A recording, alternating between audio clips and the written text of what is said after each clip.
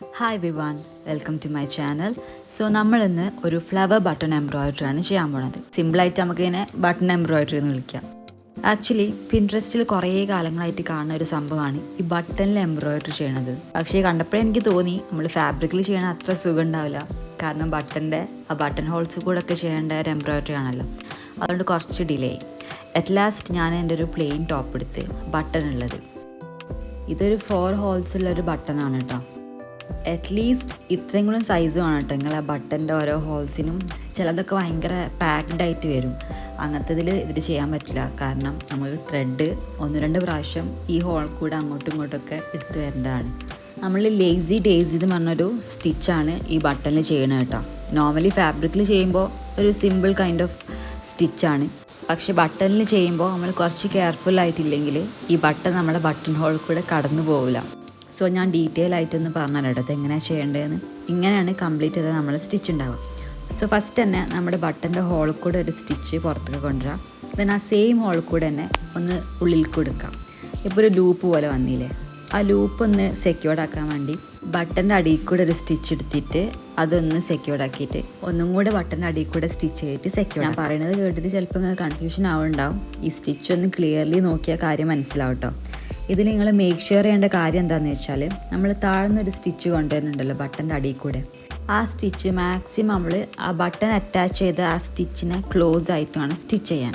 ഈ ബട്ടൻ്റെ ഒറിജിനൽ സ്റ്റിച്ചും നമ്മൾ എംബ്രോയിഡറി ചെയ്യുന്ന സ്റ്റിച്ചും തമ്മിൽ ഗ്യാപ്പ് ഉണ്ടെങ്കിൽ ഇത് ബട്ടൺ ഹോൾ കൂടെ പോകില്ല കേട്ടോ. സോ മാക്സിമം ക്ലോസ് ആയിട്ട് സ്റ്റിച്ച് ചെയ്യുക ബട്ടൻ്റെ സ്റ്റിച്ചായിട്ട്. ഇതാണ് മെയിൻലി ഇതിൽ ശ്രദ്ധിക്കേണ്ട ഒരു കാര്യം കേട്ടോ.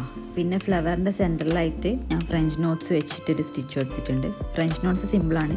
സെയിം ബട്ടൻ്റെ ഹോളിൽ കൂടെ എടുക്കുക, ചെറുതായിട്ടൊരു കെട്ട് കൊടുക്കുക, ദെൻ ആ സെയിം ഹോളിൽ കൂടെ തന്നെ തിരിച്ചു കൊടുക്കുക കേട്ടോ.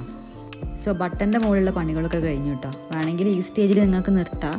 പക്ഷേ കുറച്ചും കൂടി ഡീറ്റെയിലിങ്സ് ഇഷ്ടമുള്ള ആൾക്കാരാണെങ്കിൽ ബട്ടൺ ഹോൾസിൽ നമുക്കൊരു ലീഫ് പോലെ ഒരു സ്റ്റിച്ച് കൊടുക്കാം. അപ്പോൾ കറക്റ്റ് ഫ്ലവേഴ്സ് നിൽക്കുന്ന പോലെ ഫീൽ ചെയ്യും.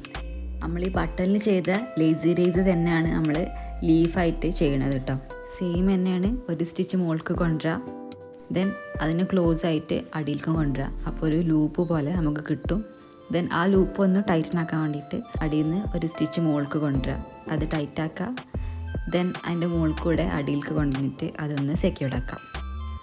കണ്ടോ, അങ്ങനെ ഒരു ലീഫ് റെഡിയായി. ഇതേപോലെ 2-3 എണ്ണം അവിടെ ഇവിടെയൊക്കെ ആയിട്ട് കൊടുക്കാം കേട്ടോ. ഈ ഭയങ്കര പ്ലെയിൻ ആയിട്ടുള്ള ടോപ്സിന് ബട്ടൺ ഉണ്ടെങ്കിൽ ഇങ്ങനെ ചെയ്തിട്ട് ഒന്ന് കളർഫുള്ളാക്കാം കേട്ടോ. ആൻഡ് ഈ സ്റ്റിച്ചസൊക്കെ കുറച്ചും കൂടി ഈസാവാൻ വേണ്ടിയിട്ട് നമ്മൾ യൂസ് ചെയ്യണ ഈ സൂചി ഉണ്ടല്ലോ, അത് കുറച്ച് തിന്നായിട്ടുള്ള സൂചി യൂസ് ചെയ്താൽ വേഗം നമ്മളെ ബട്ടൺ ഹോൾസ് കൂടെ നമുക്ക് എടുക്കാം കേട്ടോ. ഞാനിപ്പോൾ എടുത്തത് കുറച്ച് കട്ടിലായിരുന്നു, അതുകൊണ്ട് എനിക്ക് കുറച്ച് ഡിഫിക്കൽട്ടും ആയിരുന്നു.